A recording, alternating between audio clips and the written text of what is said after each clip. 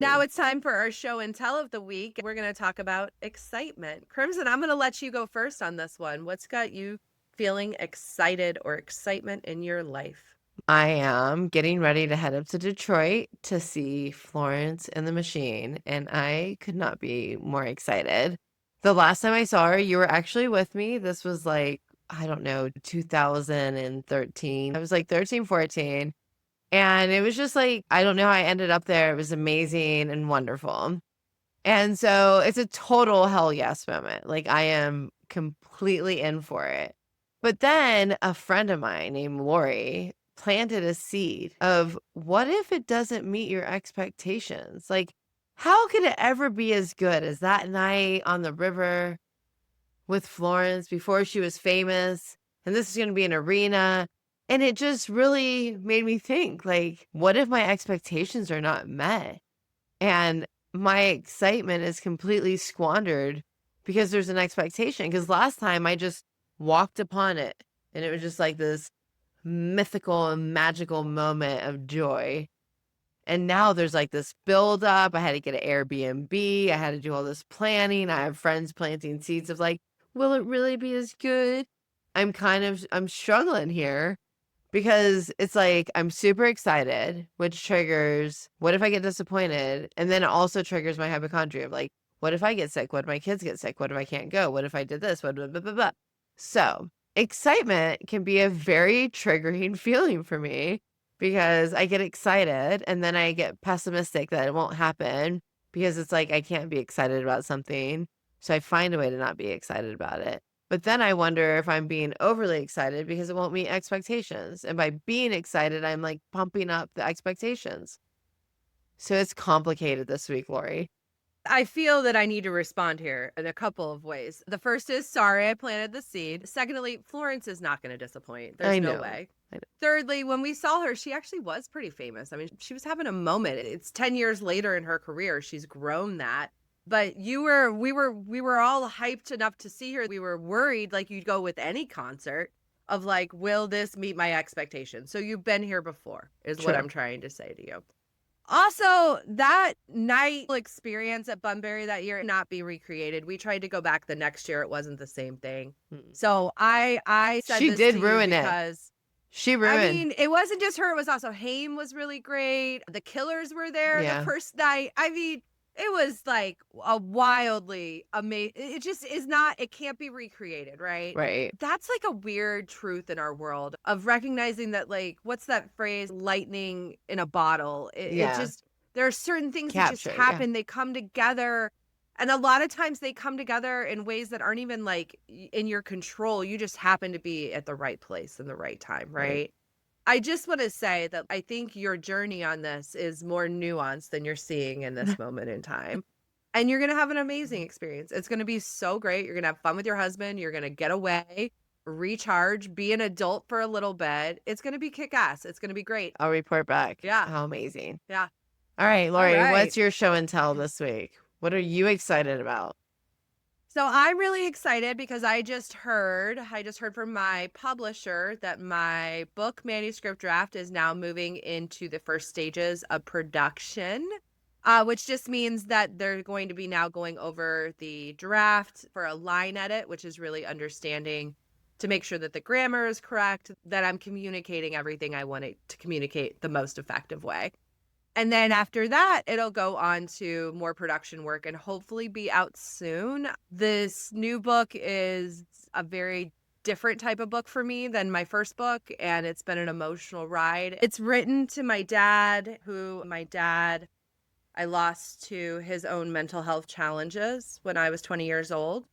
And it's really meant to be written for men, particularly, but anybody who's struggling to value or understand or to have a relationship with their mental health, to take care of it, because the end reality, and it's a tough reality, but it's the reason I've dedicated my entire career to mental health, is that people do lose their battles to mental health. And I believe that I'm not saying that a coping skill or having the right coping skills will save you, but I believe that having the right skills to be able to take care of yourself and to value this part of yourself and to see it for just as serious as it really is and important as it really is can save you, if that makes sense. So it's not really about the skills or how you cope, although there's a lot of research to support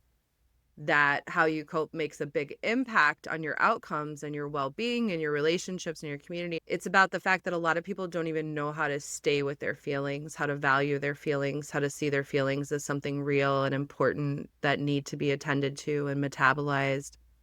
And I believe that that's why I lost my dad to his mental health challenges. And so this book is written to him, what it means to actually stay with your feelings in those difficult moments through my own journey over the last 20 years of staying with and dealing with the immense amount of grief and trauma that losing him caused me. So it's a really personal piece of work. I hope it's impactful. I really do. And also, I'm proud of myself for producing what I consider like a piece of art. It has taken my experience and transposed it on the page in a way that is a good read. So look out for it. It is definitely very readable and very engaging and tells a really important story, although it's absurd, because the whole idea is to get people just to build a little bit more tolerance to this part of themselves through my own story and my own struggles, and even my dad's struggles and eventual loss, so that they don't just run away or avoid this part of themselves anymore. They see it a valuable and inherent part of themselves. Yeah, so this book coming out it's been a journey for me, and I'm looking forward to seeing what the next stages hold for it. Well, I'm proud of you. I know this has been years of labor, and everyone thinks they can write a book, and it does not look pleasant. But I've seen how it ended up where it ended up, and I'm really proud of you for getting it out there and to finally get that story out there because it does drive a lot of your mission and your work. And the Absolutely. reason you're personally passionate about this work and how you ended up here. So I'm really proud of you. I'm really excited that this chapter may end and you get to move into the next chapter of this process. So kudos, dude. That's a big deal. It is a big deal. And I will say, writing a book is a feat amongst feats. It's a very complex art form to be an author. And I have learned from this process more so than my first book. And this one was so deeply emotional. I'm kind of surprised to be here, but like, I love writing books. I love it. So I do believe that there will be book number 3 in the future for me. Not rushing into that. That's the other thing about books that I've learned. I think they come to you when you're ready, when it's Yeah. time. I was working on this book before I even wrote Conscious Coping. I've probably been working on this book since we saw Florence and the Machine, and this is going to be my second book because I wasn't ready yet. I needed to get Conscious Coping on the page. So, I'm pretty excited about it. There's a lot of fear and vulnerability and uncertainty and a lot of stuff to unpack in it, but right now because we just started production, I'm not really like those things aren't in the forefront. So I'm Yep. really going to just enjoy being excited about it for right now. Well, congrats. Thank you. And now it's time for a word from our coping skill of the week. This week's skill of the week is adjusting your expectations. Now, don't come for me. I'm not saying that you have to lower your standards or that you should become passive or tell yourself that it's totally fine when it's not. I'm telling you that sometimes we just need to make a little modification in what we're expecting so that it can better match the world around us for our peace. Adjusting your expectations is about aligning your internal model with reality so that you can reduce unnecessary emotional friction. Because here's what happens a lot of times with your brain. Your brain makes a prediction. It thinks things should go smoothly or that you'll be fully understood or that something should be easier than it is. And when reality doesn't match that prediction, your system reacts, often with frustration, disappointment, irritation, not just because of what happened, but because of the gap between what you expected and what actually occurred. This gap is where a lot of your daily stress lives. So, adjusting your expectations is not about giving up. It's about getting a little bit more accurate. And oftentimes it sounds like this might take longer than I wanted it to. They may not respond the way I hope. This could be messy and end up brilliant. And when you do that, something subtle but powerful happens.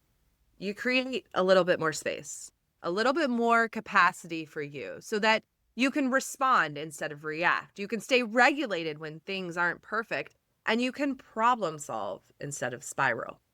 So this week, notice your shoulds because that's an expectation speaking out loud.